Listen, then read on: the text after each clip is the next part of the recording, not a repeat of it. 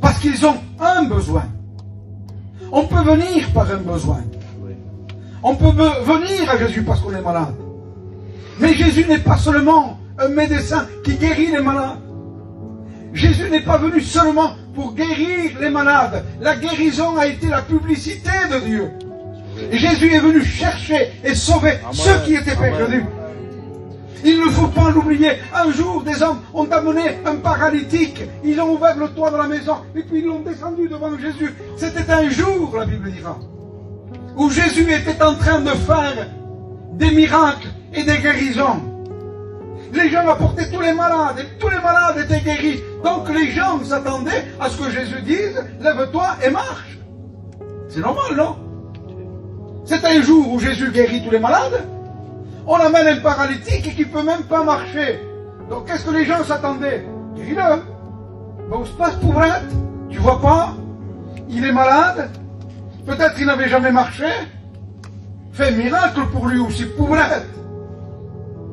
Et le message que donne Jésus va à l'encontre de ce que les gens pensaient. Les gens s'attendaient à guérir-le. Et Jésus dit, sauve-le. Il dit, homme, il dit, tes péchés te sont pardonnés. Mais les gens qui sont là ne comprennent pas. Ils disent, mais Jésus, tu t'es trompé. Cet homme-là n'a pas besoin de pardon, il a besoin de guérison. Et voyez-vous, les gens aujourd'hui, ils veulent ce qui frappe le regard. Ils veulent non pas marcher par la foi, ils veulent marcher par la vue. Ils veulent de l'intérêt, ils veulent être guéris, ils veulent être soulagés, ils veulent être délivrés, et surtout que je ne sois pas angoissé.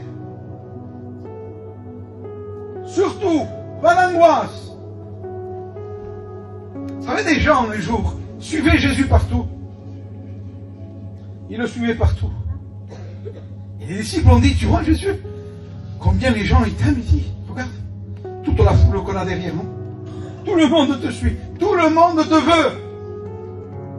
Et Jésus, tu sais pourquoi il dit? Il dit parce qu'ils ont mangé, ils ont bu, ils ont été guéris. Alors Jésus aborde maintenant le véritable message. Il dit, regarde maintenant, regarde, hein, il se tourne. Il dit que celui qui veut me suivre, il dit, renonce à lui-même, se charge de sa croix et qu'il me suive. Ils étaient 82, 70 sont partis.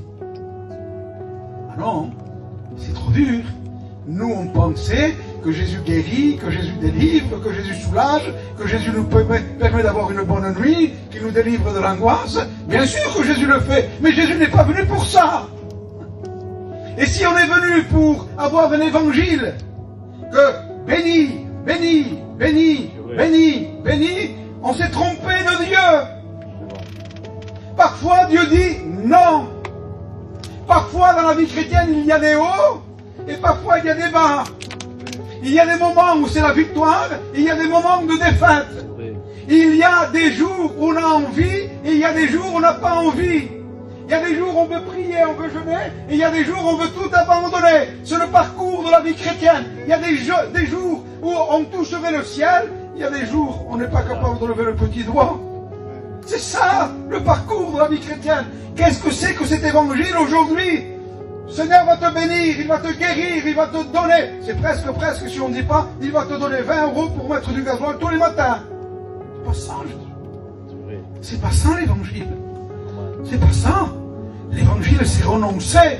L'évangile, c'est on va me contrarier, on va me pointer du doigt. On va essayer de m'écraser. Je vais me mettre en guerre contre toutes les forteresses de l'ennemi. Je vais avoir tout l'enfer qui va se déchaîner contre moi. Tous les démons qui vont essayer de m'arrêter. Mais dans toutes ces choses, la Bible dira que